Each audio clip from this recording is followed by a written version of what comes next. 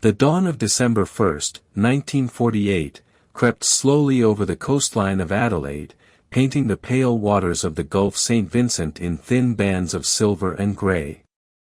Somerton Beach lay quiet, almost ceremonial in its stillness, as though the sea itself had decided to hold its breath.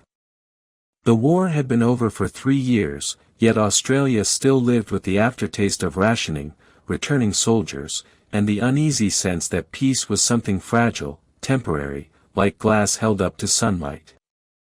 Just above the high tide line, on a gentle slope of sand near the steps leading down from the esplanade, a man lay dead. He was neatly dressed, oddly so for a beach in early summer. A white shirt, a brown tie, trousers pressed sharp at the crease, polished shoes still on his feet. His head rested against the seawall, his legs extended comfortably, as if he had chosen this spot for an afternoon rest and simply forgotten to wake up. His posture was almost theatrical in its calmness. One arm lay along the sand, the other bent, hand resting near his chest, cigarette stub caught between 2 fingers. No sign of struggle disturbed the sand around him. No footprints circled his body. No visible wounds marred his skin. At around 6:30 a.m., a local horse trainer named John Lyons noticed the man while riding along the shore. He dismounted, approached cautiously, and realized the stranger was cold to the touch. Within minutes, police were called, and soon the quiet beach filled with the sounds of radios crackling and boots pressing into damp sand. Constable Frank Kennedy was among the first officers to arrive. He studied the body closely. The man looked to be around 40, perhaps early 40s. He was clean-shaven, his hair neatly combed, his shoes recently polished. His teeth were unusually well kept. There was something refined about him, something that didn't match the anonymous way he had died alone on the sand. There were no obvious signs of violence, no blood, no broken bones. Yet rigor mortis had already begun to stiffen his limbs. He had been dead several hours. Kennedy noticed something else that would soon feel deeply unsettling. The labels had been carefully removed from every piece of clothing. The tie bore no maker's mark. The shirt label was gone. Even the seams where a tailor's tag might have remained had been cut with care. This was not casual wear. It was deliberate. The body was transported to the Royal Adelaide Hospital morgue, where Dr. John Burton Cleland, the city pathologist, would soon begin a post-mortem that promised answers but delivered only questions. Cleland's first impression was that the man looked healthy. Well-fed. Muscular calves suggested he walked often, perhaps long distances. His hands were smooth, free of the calluses typical of manual labor. The man's ears, unusually, had a conchus larger than the cimba, a trait seen in a small percentage of the population and one sometimes associated with ballet dancers or people accustomed to wearing tight footwear. It was a detail that felt oddly intimate, as though Cleland were studying not just a corpse but the habits of a life that had now evaporated. Inside the pockets of the man's trousers, police found a handful of mundane objects. A used bus ticket from the city to Glenelg. A second-class rail ticket from Adelaide to Henley Beach that had not been used. A packet of Army Club cigarettes, inside which were instead cigarettes of a cheaper brand, Kensitas, suggesting the man had transferred them into a more prestigious case. A small box of Bryant and May matches. A comb made in the United States. No wallet. No identification. No letters. No photographs. No keys. His pockets were empty in the most unsettling way. Not carelessly empty, but purposefully so. Cleland began the autopsy that afternoon. The internal organs showed congestion, particularly in the liver and spleen, which were engorged with blood. The stomach contained partially digested food, consistent with a meal eaten several hours before death. There was no sign of trauma. The heart appeared normal. The lungs were not waterlogged. This was not drowning. It was not a heart attack. It was not, as far as the eye could see, anything obvious at all. Cleland suspected poisoning. Certain toxins, especially those derived from plants or synthetic alkaloids, were known to cause sudden death without leaving easily detectable traces. Digitalis. Strophanthine. Curare. Prussic acid. Some worked quickly, paralyzing the heart or shutting down respiration, and vanished before standard toxicological tests could detect them. The medical tools of 1948 were blunt instruments when faced with subtle chemistry. The circumstances of death, Cleland later wrote, are consistent with the possibility that the deceased died from some form of poison which could not be detected by the tests normally applied. But suspicion is not proof. And proof, in this case, refused to surface. Police circulated photographs of the man in newspapers across Australia. The image showed a composed face, slightly tilted, eyes closed, lips parted just enough to suggest a final breath. The headline beneath one paper read, "Mystery Man Found Dead on Somerton Beach." Another asked, "Who is this man?" No one came forward. Not a friend. Not a relative. Not an employer. Not a landlord. Not a former colleague. No missing persons report matched him. Dental records yielded nothing. His fingerprints were taken and sent to police databases across the Commonwealth, to Britain, even to the United States. There was no match. Adelaide in December buzzed with speculation. Was he a spy? A foreign agent? A black marketeer? A sailor? A deserter? The labels cut from his clothing suggested either paranoia or professionalism. The comb from America raised eyebrows. Why would a man in Australia, at the edge of the world, carry such an object? Where had he come from? And why had he come to Somerton Beach? Police canvassed nearby residents. Several people reported seeing a man lying in roughly the same spot the previous evening, around 7 or 8 p.m. One couple walking along the shore had noticed him propped against the seawall, legs outstretched, one arm raised slightly as though gesturing or holding a cigarette. They thought he was drunk or asleep. Another witness claimed to have seen his arm move once, slowly, then fall back to his side. None felt concerned enough to intervene. He had likely died there, unnoticed, beneath the sound of waves and the passing headlights of cars along the esplanade. The location itself seemed chosen, though no one could say why. Somerton Beach was not isolated, yet it was quiet enough at night to grant privacy. From where the man lay, he would have been able to see the moonlit sea. Perhaps he had wanted that view. Or perhaps the location meant nothing at all. As police searched for answers, the case began to accumulate silence instead. Then, in mid-January 1949, something changed. Detective Sergeant Lionel Lean received word from the Adelaide railway station cloakroom. Back in late November, an unclaimed suitcase had been left in storage. The date tag read November 30th, 1948, the day before the Somerton man was found dead. The suitcase had not been retrieved, and now, after weeks of waiting, railway officials opened it. Inside was a strange collection of personal effects. Clothing, neatly folded, much of it without labels. A dressing gown. Pajamas. Underwear. Slippers. A stenciling brush. A screwdriver modified into a sharp instrument. Scissors.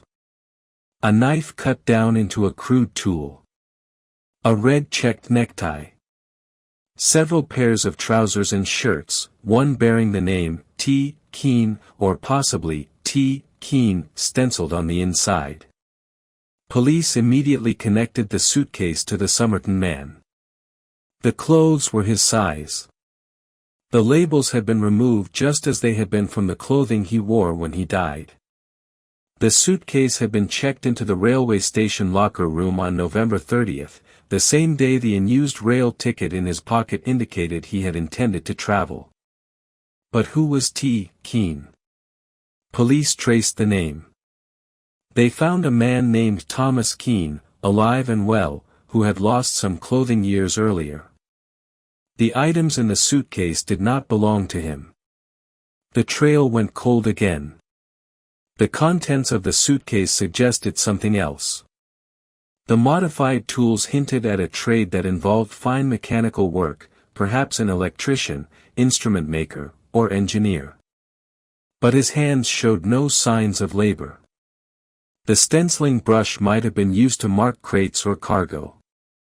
Or perhaps it was a relic of a previous job, kept out of habit. There was nothing that clearly defined a profession. The most unsettling thing about the suitcase was what it lacked. No diary. No letters. No photographs. No address book. No evidence of a personal life at all. The man, whoever he was, seemed to have traveled through the world leaving nothing behind. Dr. Cleland, meanwhile, continued to puzzle over the autopsy. He revisited the organs. He re-examined tissue samples. He consulted colleagues. The congestion in the spleen and liver suggested a sudden circulatory collapse. There was also blood in the stomach lining, unusual but not conclusive. Yet there was no vomiting, no convulsions reported by witnesses, no signs of pain or struggle. The man's face, even in death, appeared peaceful. This calmness disturbed Cleland more than anything else. Many poisons caused agony. Others caused paralysis. But few produced such quiet endings. The possibility arose that the man had been sedated first. Or that he had taken something willingly, knowingly. Suicide was considered. But no suicide note was found. No poison container. No pills. No needle marks. No reason, as far as police could tell, for such an act. And yet, the man had chosen a public place to die, not hidden himself away. It felt theatrical, almost deliberate in its visibility, yet devoid of explanation. In early January, Cleland authorized the embalming of the body, though the mystery of his identity made burial impossible. He was placed in a niche at West Terrace Cemetery, marked only as "Unknown Man." His face was photographed in multiple angles, his fingerprints preserved. But months passed, and still no one came forward. The newspapers began to call him the Somerton Man. In police offices, the case files thickened. Diagrams of the beach. Sketches of the body's position. Photographs of the clothing. Lists of poisons. Pages of witness statements. Yet nothing resolved the fundamental problem. They did not know who he was, where he came from, or why he had died. Adelaide, meanwhile, went on with its life. Summer turned into autumn. The beach filled with families again. Children ran across the sand where the man had once lain. The seawall held the memory of his final posture, though no mark remained. But then, almost 2 months after his death, a discovery was made that transformed the case from a tragic curiosity into something far stranger. On April 14, 1949, Professor Cleland was re-examining the clothing worn by the Somerton Man at the morgue. As part of a final inventory, he carefully inspected the seams of the trousers. Inside a small fob pocket, the kind usually reserved for a watch or coins, he noticed something unusual. The stitching looked slightly disturbed, as though it had been opened and resewn. Cleland carefully unpicked the seam. Inside was a tiny rolled piece of paper, no bigger than a matchstick. It had been folded tightly, hidden with precision. When unrolled, it revealed 2 words printed in block letters. Tamam Shud. Cleland recognized the phrase immediately. It was Persian. He had studied Oriental languages earlier in his career. The words meant, "It is finished," or "the end." The phrase was famously used at the conclusion of the Rubaiyat of Omar Khayyam, the 12th century Persian poet whose verses, in English translation by Edward Fitzgerald, had become wildly popular in the late Victorian and Edwardian eras. Cleland's pulse quickened. This was not random. This was not a scrap of trash. Someone had deliberately concealed this message inside the dead man's clothing. And someone, somewhere, was missing the book it had been torn from. Police immediately made the discovery public. Newspapers splashed the words across their front pages, Tamam Shud, mystery deepens. Journalists speculated wildly. Was it a suicide note in code? A philosophical statement? A signal to someone else? A literary flourish? A message from the dead man himself? The phrase, "It is finished," carried weight. Finality. Closure. Completion. It was the kind of line one might choose if staging an ending, not just to life, but to something larger. A mission. A relationship. A story only he understood. Police appealed for anyone who owned a copy of the Rubaiyat missing its final page to come forward. For days, nothing happened.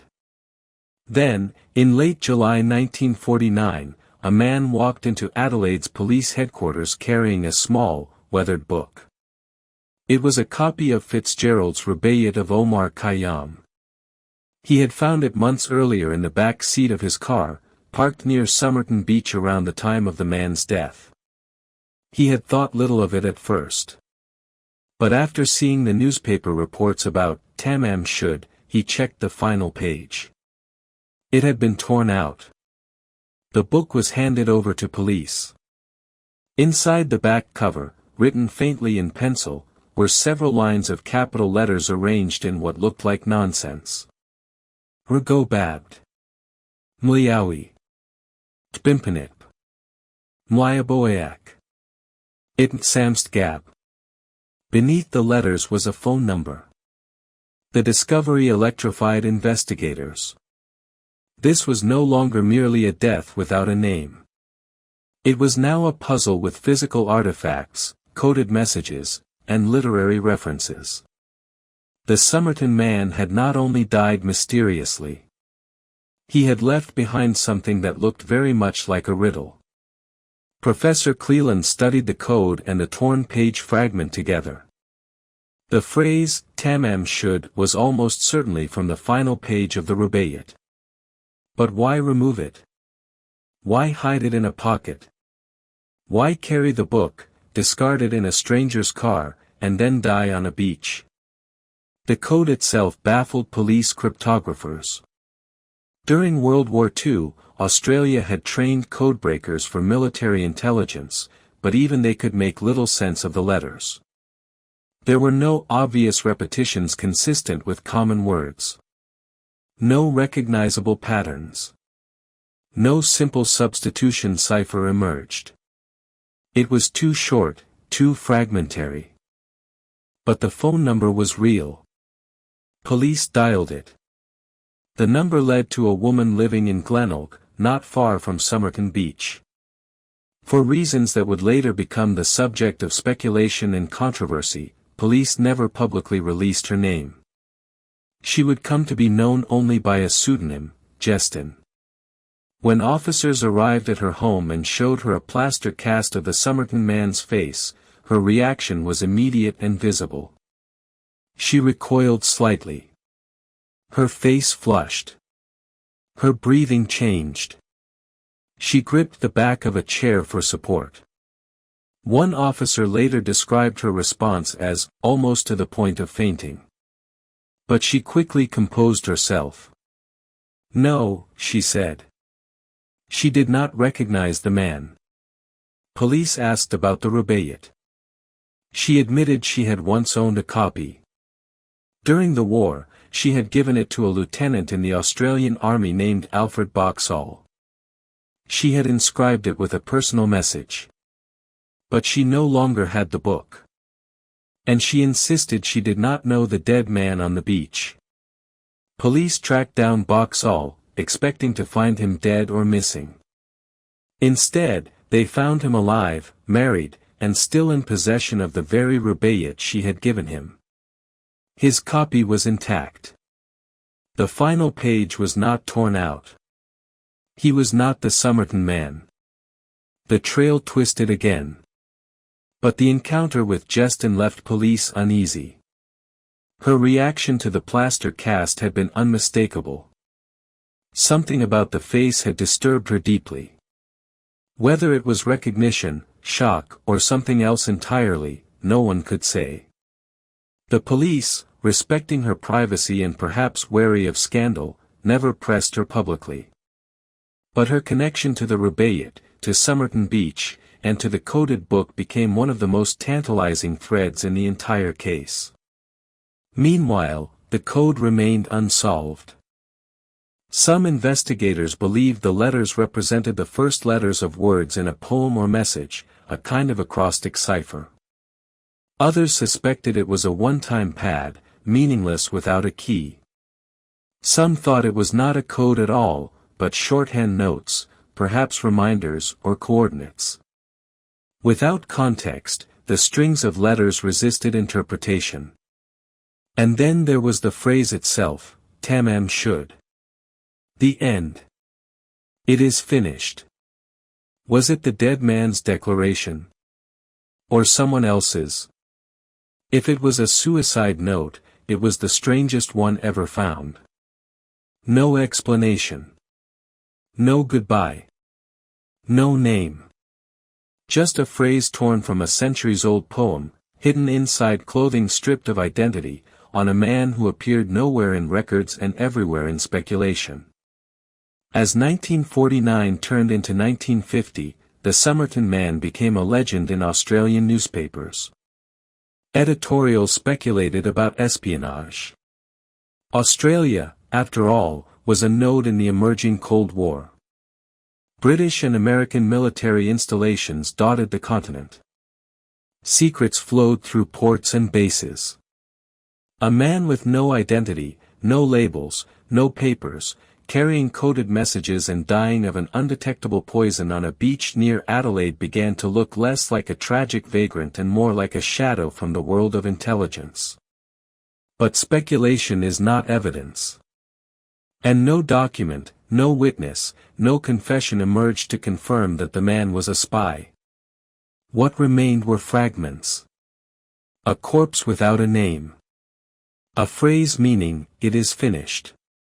A book discarded in a stranger's car. A woman who reacted too strongly and said too little. A code that refused to speak. The Somerton Man had arrived in Australia without leaving a trace and departed the world the same way, leaving behind only questions, symbols, and a silence so dense it felt intentional. By the end of 1949, police quietly shelved the case.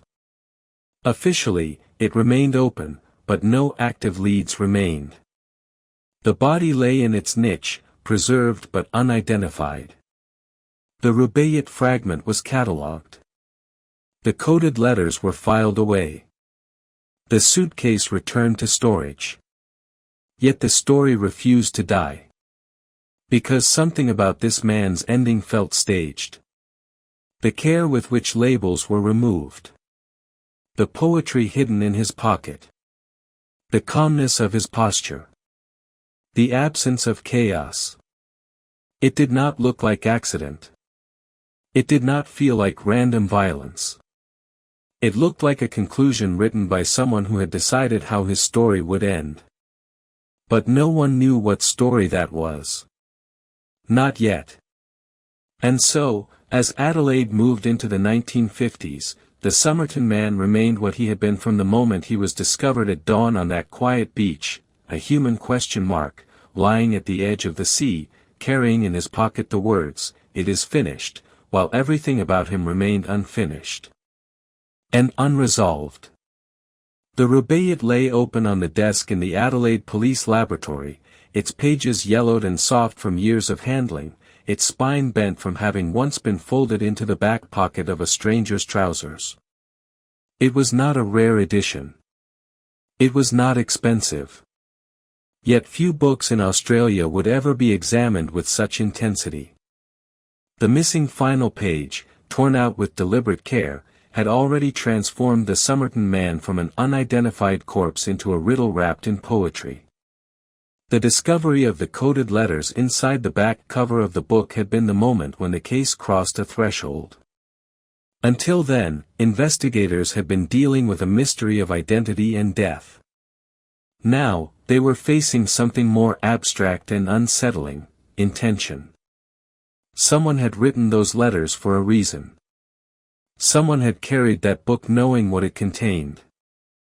Someone had hidden the words, Tamam Shud, inside a pocket, as if to ensure that they would be found only after death. Detective Sergeant Lionel Lean stood over the desk, hands on hips, staring at the pencil markings beneath the back cover. The letters were faint, written lightly, perhaps with the stub of a pencil, perhaps in a hurry. They were arranged in 5 lines. Rubaiyat. Mliawi. Tbimpanip. Mliaboyak. Samst gab. At first glance, they looked like nonsense, the kind of meaningless string produced by a nervous hand scribbling aimlessly. But Lean knew better. Police had already sent the code to the Commonwealth Investigation Service in Canberra and to military intelligence units that had, just a few years earlier, been breaking Japanese and German ciphers in wartime bunkers. None had been able to decipher it. Yet none dismissed it as random. The most common hypothesis was that the letters stood for the initial letters of words in a message or poem, perhaps even lines from the Rubaiyat itself. But when officers compared the strings to Fitzgerald's verses, no convincing matches emerged. Another theory suggested that it was a one-time pad, a cipher method used by intelligence agencies that was mathematically unbreakable without the original key.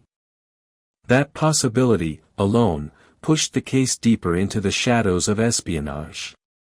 But police resisted the temptation to leap to conclusions. They had, after all, no proof that the man was a spy. No documents. No communications intercepted. No testimony. Just a dead body, a code, and a book of poetry. Still, the phone number written beneath the letters was real. And that was enough to make it more than an academic puzzle. The number belonged to a woman living in Mosley Street, Glenelg, less than a mile from where the Somerton Man had been found. Her home faced the sea. It was modest, well-kept, shaded by trees. When police arrived in 1949, she was in her late 20s, with dark hair and a reserved manner. During the war, she had served as a nurse. Her name, which police would later suppress in official records, became known to the public only as Jestin, a pseudonym used to protect her privacy. Detectives showed her the plaster cast of the Somerton Man's face. Her reaction, according to multiple police accounts, was immediate and intense. She recoiled. Her lips parted. Her eyes widened. One officer later said her face went pale and that she seemed on the verge of losing consciousness. Another described her as deeply shocked. The reaction was so strong that officers briefly feared she might faint. Yet when asked directly whether she recognized the man, she said no. She explained that during the war, she had known a lieutenant in the Australian Army named Alfred Boxall. She had given him a copy of the Rubaiyat of Omar Khayyam, inscribed with a personal message. But she insisted she had never met the man in the plaster cast and had no idea how her phone number had ended up in the book. Police tracked down Boxall. He was found alive and working in Sydney. When detectives approached him and asked about the Rubaiyat, he retrieved his copy. It still contained its final page. It still bore Justin's inscription. He was not the Somerton Man. The discovery was both a relief and a disappointment. Relief, because it meant one possible identity had been eliminated. Disappointment, because it removed what had seemed like the clearest lead in the case. Yet something about Justin's reaction lingered in the minds of the investigators. It had not been the reaction of a stranger confronted with an unfamiliar face. It had been visceral. Uncontrolled. Almost intimate. Police wondered privately whether she recognized him but refused to admit it, whether she had known him under another name, or whether the face triggered some memory she did not want to revisit. Officially, no evidence tied her to the Somerton Man. And police, wary of scandal and sensitive to the reputation of a young woman in conservative post-war Australia, declined to pursue her aggressively. Her statement was taken. Her denial was recorded. And the file moved on. But the phone number remained in the book, like a fingerprint left behind by intention rather than accident. Meanwhile, Professor John Burton Cleland continued to explore the possibility that the man had been poisoned. He consulted with toxicologists and chemists. Certain poisons, such as digitalis and strophanthine, were known to leave little trace and to cause heart failure without obvious signs of distress. They could induce a calm death, particularly if taken in small but lethal doses. Another possibility was aconitine, derived from monkshood, one of the most potent plant toxins known, which could disrupt heart rhythm and disappear rapidly from the bloodstream. But no container was found. No residue. No witnesses reported seeing the man ingest anything unusual. If poison had been used, it had been administered with precision and secrecy. Cleland also noted something else in the autopsy that disturbed him. The man's pupils were smaller than normal, which could suggest the use of certain narcotics or depressants. Yet again, no chemical traces could be confirmed. The official cause of death remained listed as unknown. The absence of certainty created space for imagination. By the early 1950s, journalists and amateur sleuths had begun to speculate openly that the Somerton Man was a spy. Australia, after all, had recently become an important node in Western intelligence networks.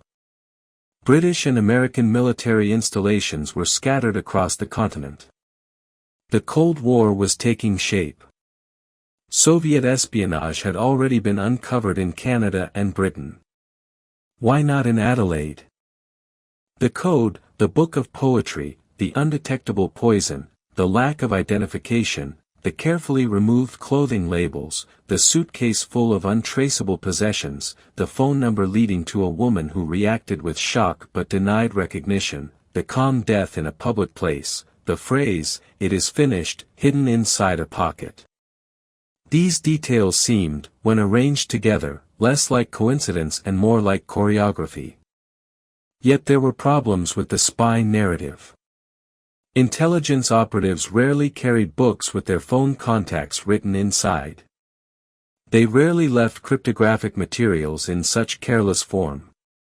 They rarely died alone on public beaches without backup, extraction, or explanation. Espionage deaths tended to be concealed, not theatrical. Still, the possibility refused to die. One of the most striking aspects of the case was how little the Somerton Man appeared to own. Even the suitcase at the railway station, with its sparse clothing and tools, suggested transience. He carried no photographs, no letters, no documents, no tokens of relationships. He left no emotional residue behind, only logistical fragments. Police wondered whether he was deliberately trying to erase himself. Yet even the erased leave traces. In the years following the discovery of the Rubaiyat and the code, the letters were subjected to repeated analysis. Cryptographers attempted frequency counts. Linguists searched for patterns consistent with English, French, German, or Slavic languages. Military analysts considered whether the strings might represent naval or air force abbreviations. Mathematicians explored the possibility of transposition ciphers. None succeeded. One particularly persistent theory was that the code represented the initial letters of a poem or message that the Somerton Man knew by heart. The Rubaiyat itself was considered, but no convincing alignment emerged. Others suggested that it might correspond to a personal notebook, a diary, or some private shorthand system now lost. Without a key, the code was silent. The silence of the code mirrored the silence of the man himself. In 1950, police exhumed the body briefly to take further photographs and preserve facial features, in case future identification became possible. They noted again the unusual calmness of his expression. His hair was carefully styled.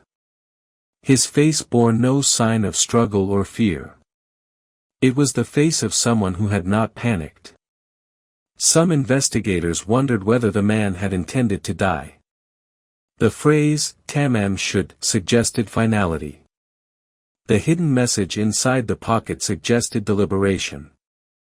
The lack of personal effects suggested preparation. Yet there was no direct evidence of suicide. No poison container. No farewell note. No known motive. And the public location of the death felt inconsistent with someone seeking privacy or dignity in their final moments. Instead, it felt performative. Not in the sense of spectacle, but in the sense of staging. A body positioned deliberately. Clothing arranged carefully. A phrase concealed precisely. A book placed strategically in a stranger's car. It was as if the Somerton Man had left behind the outline of a story, but withheld its meaning. The police, bound by evidence and procedure, could do little more. The case was formally closed in the early 1950s as unsolved. The Somerton Man remained unidentified. His cause of death remained unknown. His code remained undeciphered. But the mystery did not fade. It migrated. It moved from police files into newspapers, from newspapers into magazines, from magazines into books. By the 1960s and 1970s, it had become one of Australia's most famous cold cases. Amateur investigators wrote letters to police departments, proposing theories. Some claimed the code matched passages from obscure poems.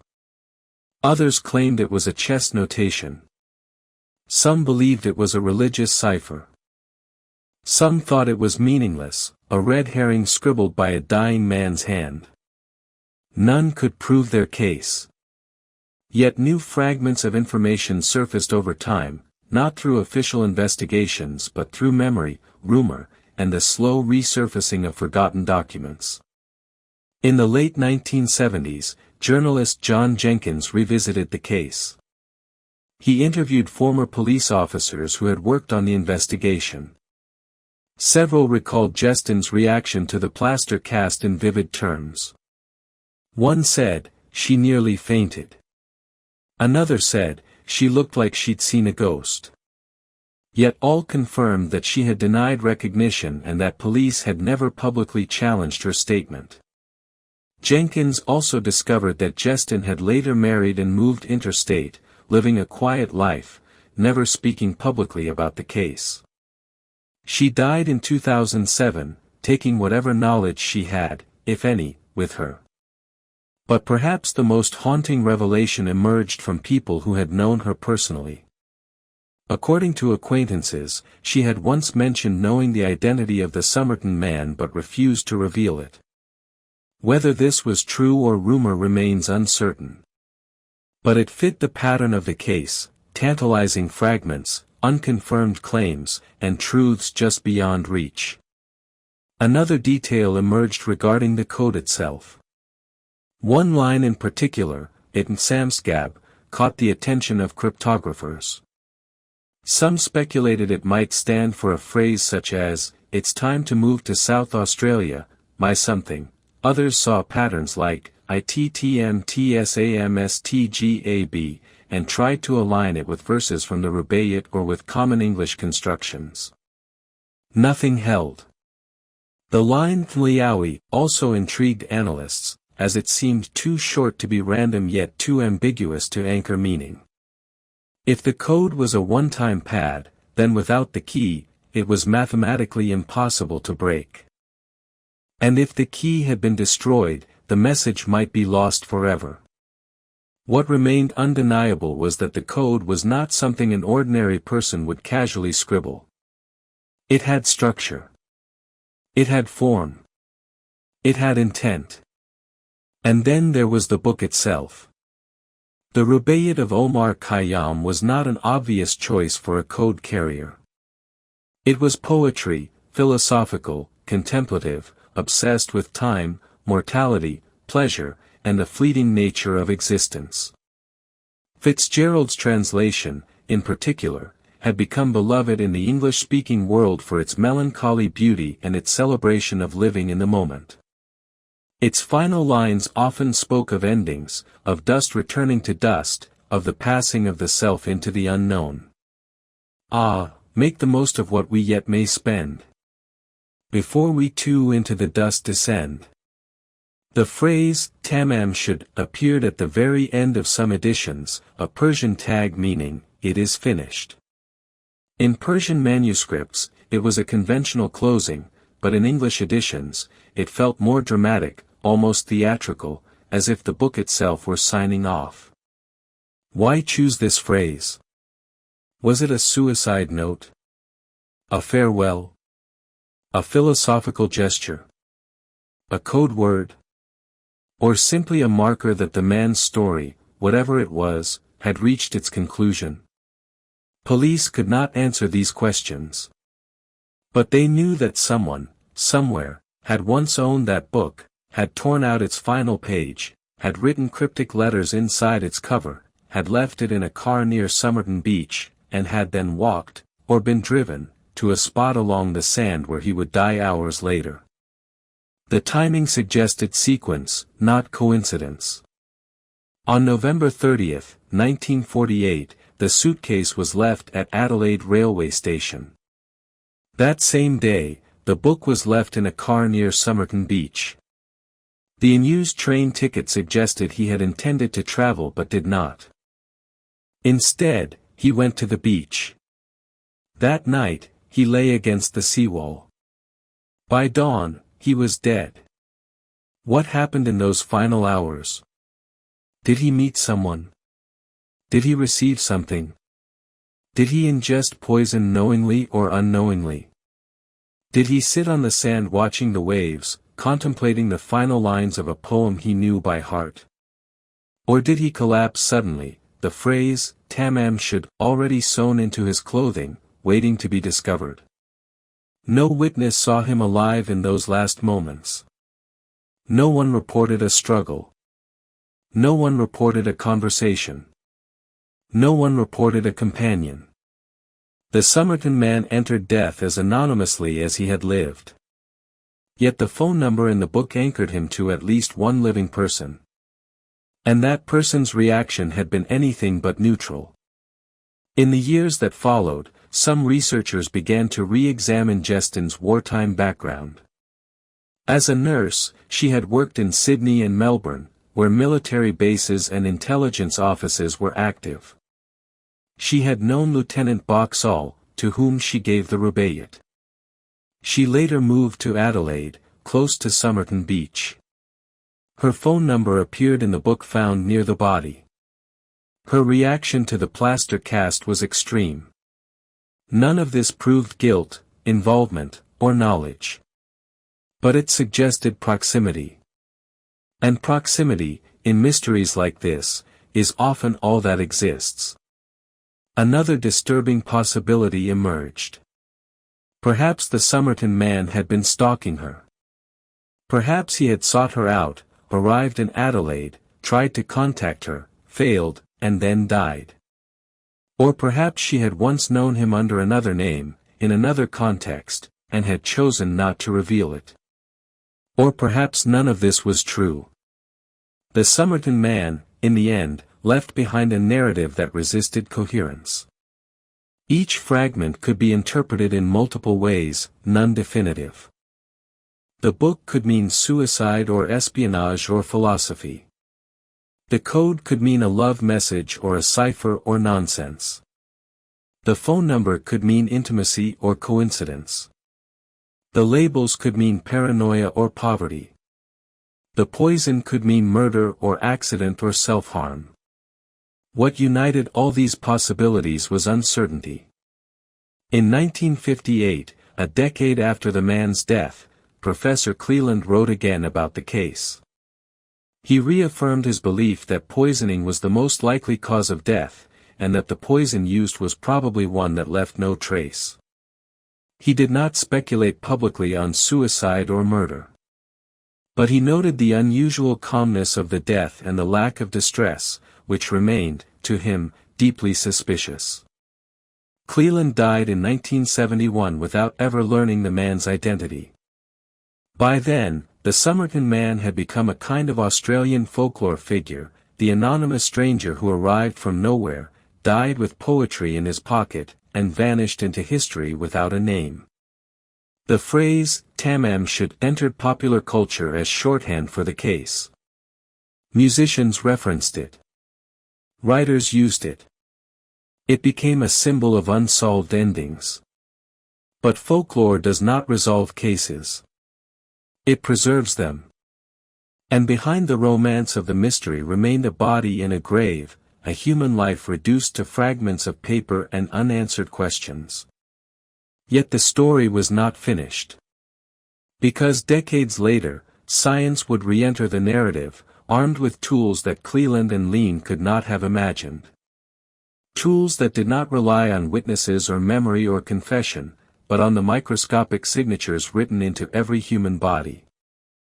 And those tools would suggest, slowly and controversially, that the Somerton man was not a ghost, not a spy, not a cipher, but something more intimate and more tragic, a man whose life had intersected with others in ways hidden even from himself, and whose identity had been concealed not by conspiracy, but by silence, circumstance, and time. The code still would not speak.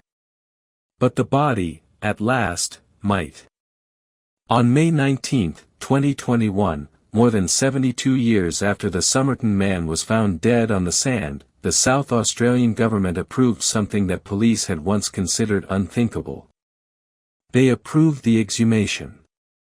The decision did not come from sudden revelation or dramatic confession.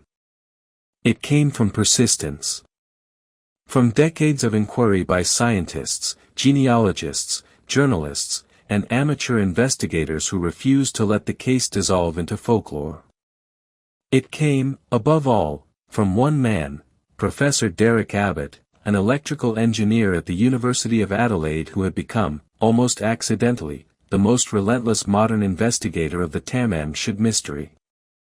Abbott had first encountered the case in the late 1990s and found himself unable to let go. What began as intellectual curiosity became obsession. He studied the code, the book, the forensic reports, the autopsy photographs, the witness statements. He interviewed surviving relatives of people connected to the case. He tracked down descendants.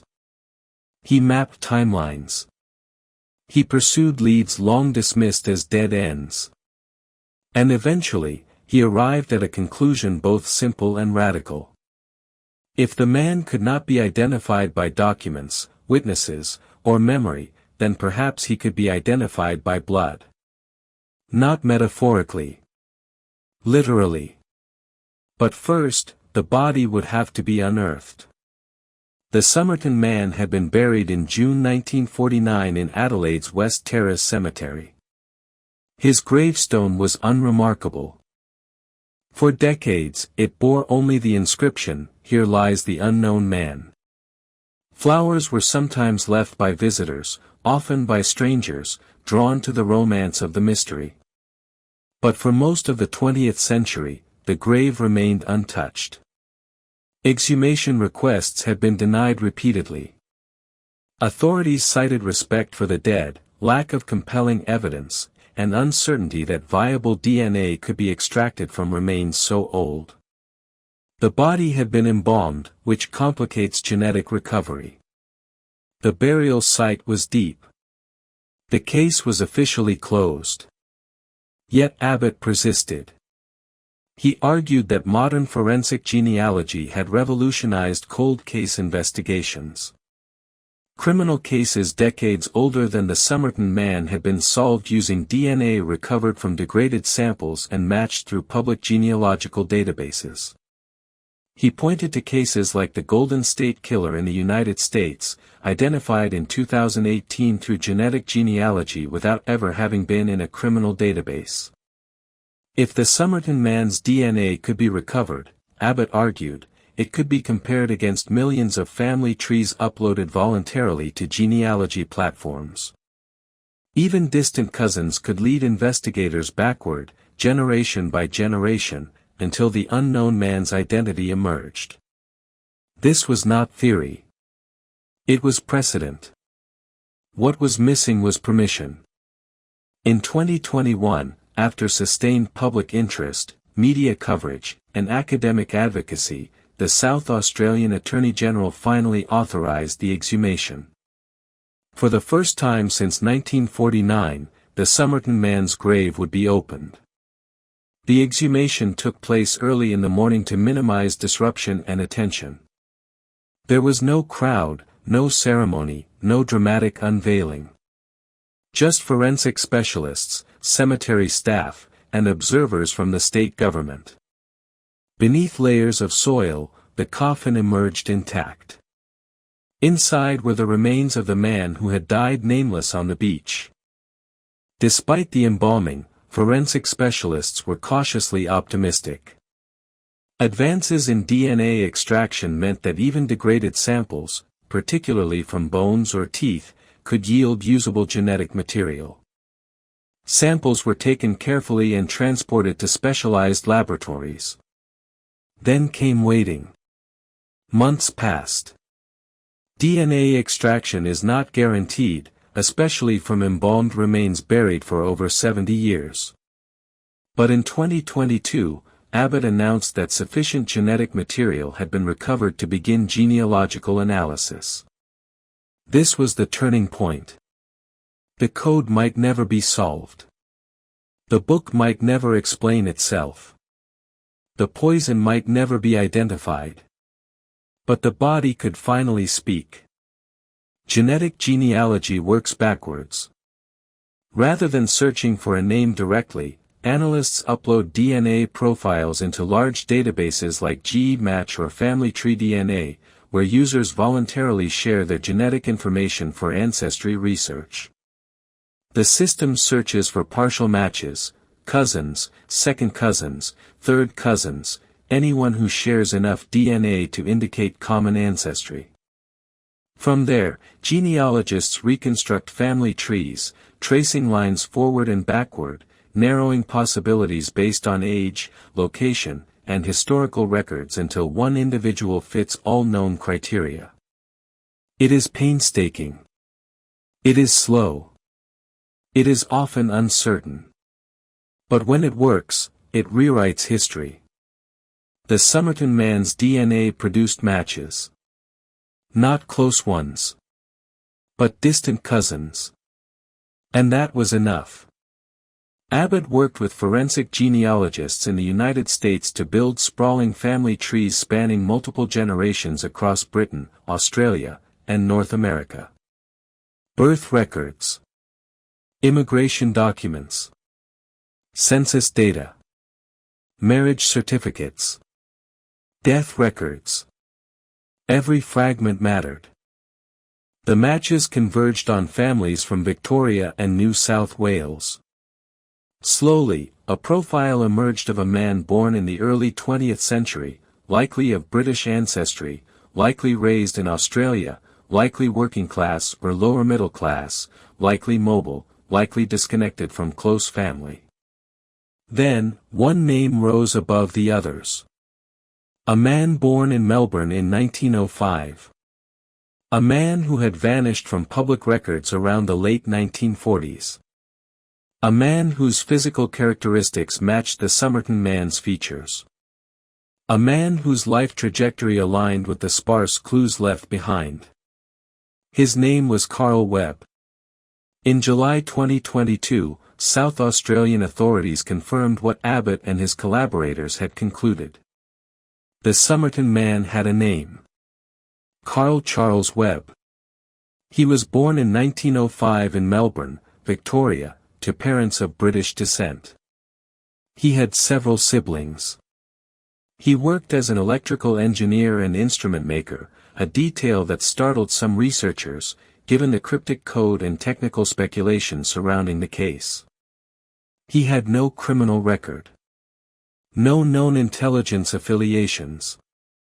No military service records of significance. In the years before his death, he had separated from his wife and had moved between states. Records suggested estrangement from family. His siblings had died without knowing what became of him. His name had simply vanished from official documentation after 1947. Until he reappeared on a beach in Adelaide. The announcement was met with both relief and disappointment. Relief, because the longest-running unidentified death in Australian history had finally been solved. Disappointment, because the name did not solve the mystery itself. It did not explain why he died. It did not explain the code. It did not explain the book. It did not explain the phrase, Tamam Shud. It did not explain the phone number. It did not explain the missing labels. It did not explain the suitcase. It did not explain the poison. It did not explain the ending. But it did something equally important. It restored personhood. The Somerton Man was no longer an object of speculation. He was Carl Webb. With identity came re-evaluation. Investigators began examining Carl Webb's life for clues that might contextualize the events of November 1948. Webb had worked in electrical engineering and technical trades, suggesting he possessed analytical skills and possibly an interest in systems, codes, or mechanical processes. But nothing in his known employment history suggested espionage or classified work. Family members described him as intelligent but troubled. Records indicated marital separation and emotional strain. Some accounts suggested he struggled with mental health issues, though no formal diagnoses survive. His movement across states suggested instability rather than covert operations. This reframed the mystery. Perhaps the Somerton Man was not a spy, but a man in crisis. Perhaps the code was not espionage, but personal shorthand. Perhaps the Rubaiyat was not symbolic of secret missions, but of emotional despair. Perhaps Tamam Shud was not a cipher, but a farewell. The poetry of Omar Khayyam often dwells on impermanence, resignation, and the futility of striving against fate. Fitzgerald's translation emphasizes themes of transience, existential weariness, and the inevitability of death. The phrase, "it is finished," could, in this context, be devastatingly literal. The identification of Carl Webb revived questions about the woman known as Jestin. If Webb was not Lieutenant Boxall, then why did her phone number appear in the Rubaiyat? Why had she reacted so strongly to the plaster cast? Why had she denied recognition? Some researchers speculated that Webb and Justin may have known each other under different circumstances. Perhaps through wartime social circles. Perhaps through mutual acquaintances. Perhaps through brief contact now lost to memory. Others suggested the connection might have been indirect, that Webb obtained the book secondhand, unaware of its earlier owner, and that the phone number remained from a previous inscription or contact. But this theory struggled against the intensity of her reaction. She had not reacted to a book. She had reacted to a face. Yet without testimony, documents, or surviving witnesses, her role remains ambiguous. Her death in 2007 sealed that silence. And so, even with Webb's name restored, Justin remains a shadow figure at the center of the story, present, pivotal, and unreachable. After Webb's identification, cryptographers revisited the code with renewed focus. If the letters were personal rather than professional, they might represent shorthand known only to Webb, initials of lines from poems he favored, reminders, diary fragments, or memory cues. They might not encode sentences but emotions. They might not be meant to be decrypted by anyone else. This reframing changed everything. Perhaps the code was not a puzzle. Perhaps it was a memory. The idea that the letters could correspond to the Rubaiyat resurfaced. Fitzgerald's verses are often memorized, quoted, and paraphrased. Webb may have known certain stanzas by heart and used their initial letters as reminders or markers, perhaps for meditation, reflection, or personal meaning. Alternatively, the letters may have had nothing to do with poetry at all. They might have been personal acronyms. Work notes. Technical shorthand. Psychological artifacts. In other words, the code may never have been intended to be solved by anyone but Webb himself. Which means its silence is not failure. It is fidelity. The identification of Webb also reframed the poisoning theory. If Webb was not a spy, assassination became less plausible. This elevated the likelihood of suicide or accidental poisoning. But again, the evidence resists closure. No poison container was found. No suicide note existed beyond the enigmatic phrase. No witnesses reported erratic behavior. Yet the medical evidence remains compelling. Professor Cleland's suspicion of rare, fast-metabolizing poisons still stands. Digitalis, strophanthin, and similar compounds can induce heart failure with minimal external signs and leave little trace in the body. In 1948, toxicology testing was limited. Many substances could not be detected post-mortem, especially after embalming. It is possible Webb ingested something deliberately. It is possible he was given something unknowingly. It is possible he collapsed from natural causes. None of these possibilities can be definitively proven. But the poetry, the code, the phrase, Tamam Shud, the absence of personal belongings, the deliberate removal of labels, the carefully chosen location, the calm posture, the lack of struggle, all suggest intention rather than accident. And intention suggests choice. The temptation, when confronted with an unresolved mystery, is to elevate it. To make it extraordinary. To frame it as conspiracy, espionage, hidden technology, secret wars, shadow networks. But sometimes, the truth is not extraordinary. It is intimate. The Somerton Man may have been a man whose life unraveled quietly. A man estranged from family. A man disconnected from stability. A man who carried poetry instead of photographs. A man whose final act may have been less about secrecy and more about closure. The phrase, Tamam Shud, does not demand intrigue. It demands finality. And sometimes, finality is not a riddle. It is a decision. Even with Carl Webb's name restored, the Somerton Man case remains unresolved in its most important dimension, motive. Why did he die? Why there? Why then? Why in that way? Why with that book? Why with that code? Why with that phrase? Why with that phone number? Identity answered one question. It did not answer the story. And perhaps that is fitting. Not all lives end with clarity. Not all deaths resolve into narratives. Not all mysteries become legible. Sometimes, what remains is not explanation, but recognition. For more than 70 years, the Somerton Man existed as a cipher. A body without a biography. A death without a cause. A code without a key. A phrase without a context. Now, he has a name. Carl Webb. That name restores his humanity. It does not restore his story. But perhaps stories do not always need to be complete to be meaningful. Sometimes, acknowledging what we cannot know is itself a form of truth.